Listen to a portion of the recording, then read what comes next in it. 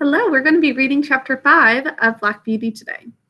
In chapter 4, which you should have already watched the video of, we find that Black Beauty goes to a new place called Birtwick Park, which is Squire Gordon's home. And he meets two horses in the stalls nearby him. Merrylegs, which is a nice fat little gray pony who's 12 years old, and also a horse named Ginger, who has something of an ill temper. She tends to bite people, but we find out that it's because she's been mistreated very often. So we're going to start reading chapter 5 today, hearing a little bit more about some of the people in Birtwick Park. Last chapter was more about the horses. Today we're going to see a little more about the people. So I will present my screen.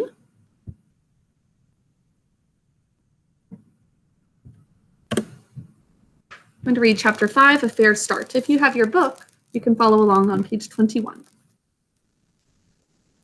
Now, the name of the coachman was John Manley. He had a wife and one little child, and they lived in the coachman's cottage, very near the stables. Now, a coachman is the person who helps with the horses when anybody wants to ride them. The next morning, he took me into the yard and gave me a good grooming. And just as I was going into my box with my coat soft and bright, the squire came in to look at me and seemed pleased.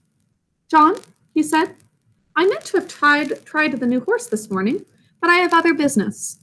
You may as well take him around after breakfast. Go by the common and the high wood, and back by the watermill and the river. That will show his paces."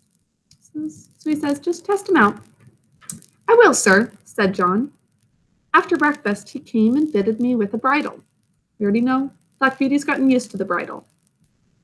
He was very particular in letting out and taking in the straps to fit my head comfortably.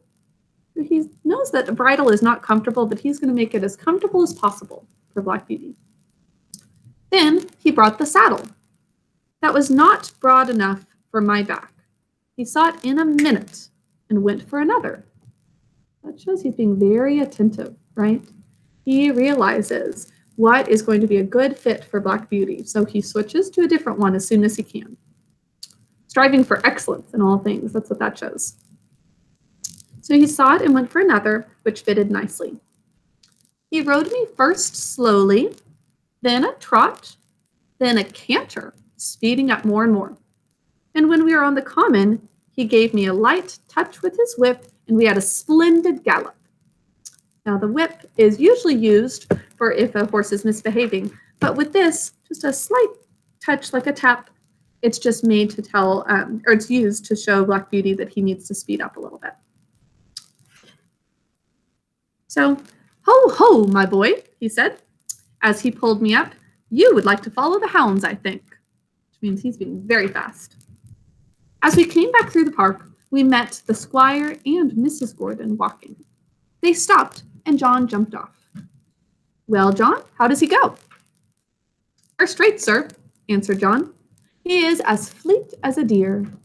It has a fine spirit, too, but the lightest touch of the rein will guide him."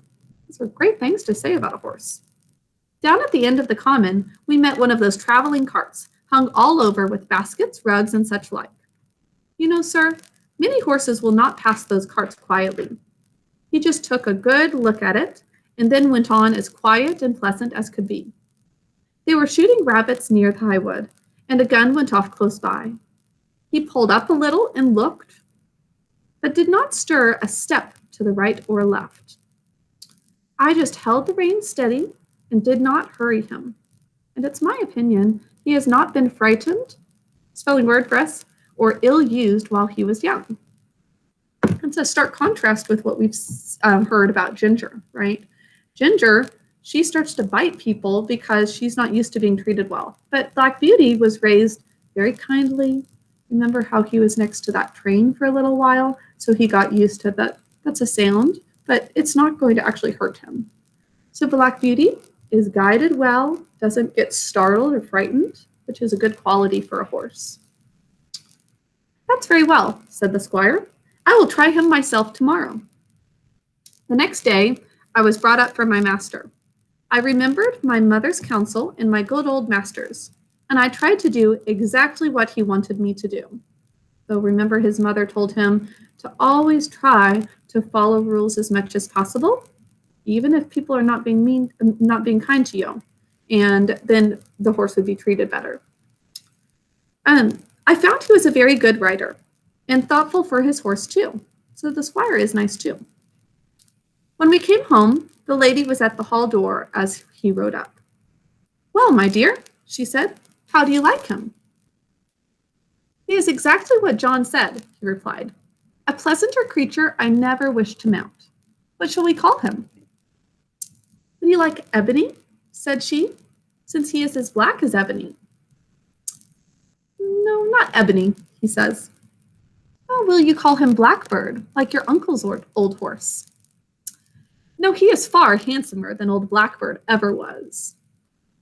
"Yes," she said, "he really is quite a beauty.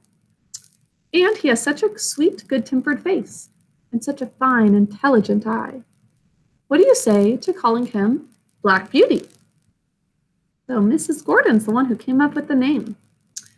"Black Beauty. Why, yes, I think that is a very good name," he said. "If you like, it shall be his name." And so it was.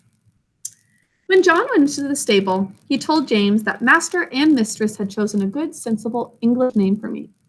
That meant something, not like Marengo or Pegasus or Abdullah. They both laughed, and James said, if it was not for bringing back the past, I should have named him Rob Roy, for I never saw two horses more alike. Remember Rob Roy? Rob Roy's the horse from chapter 2 who died when he was hunting for the hare. Now, Rob Roy, Black Beauty's mother, Duchess, was very sad when she learned about Rob Roy. And it sounds like he looks very similar to Black Beauty. "That's no wonder," said John.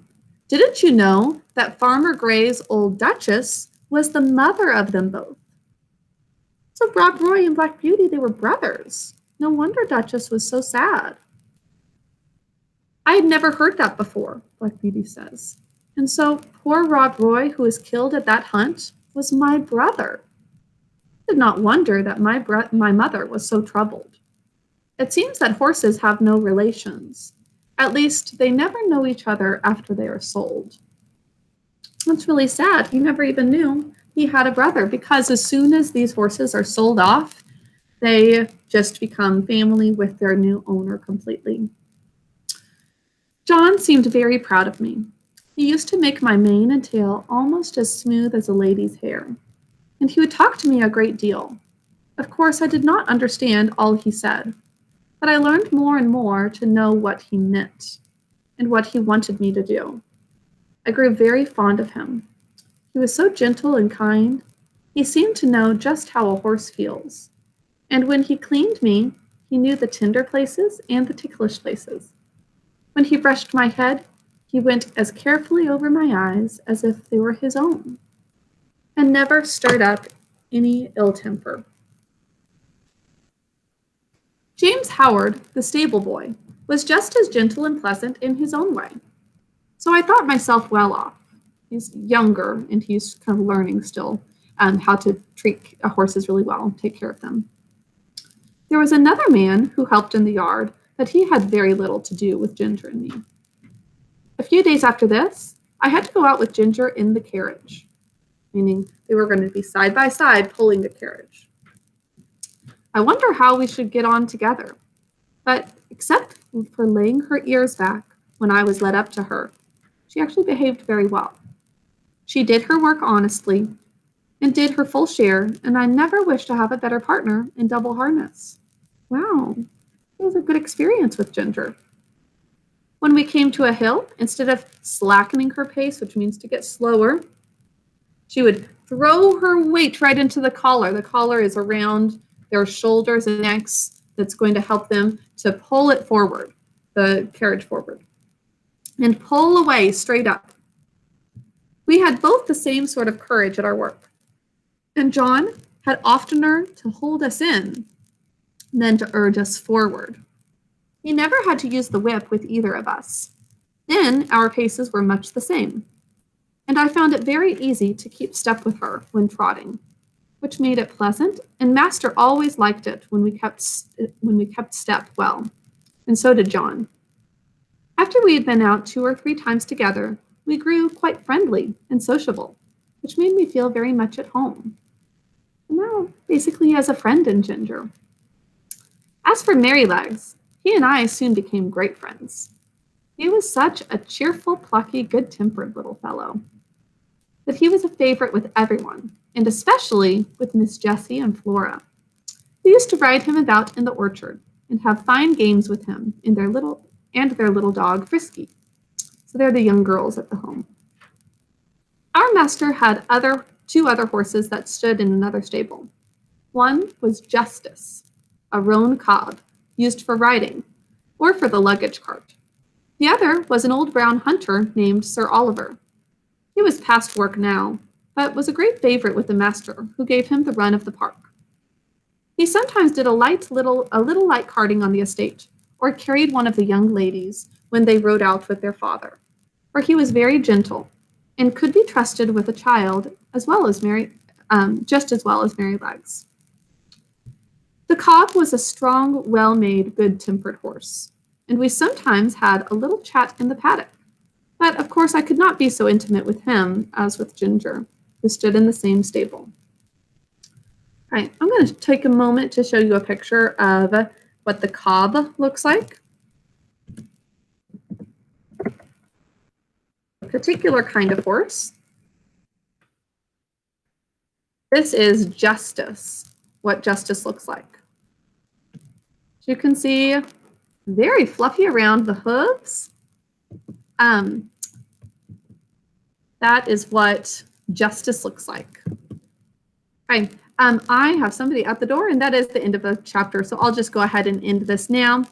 I hope that you are enjoying it so far, and I will talk to you later. Bye.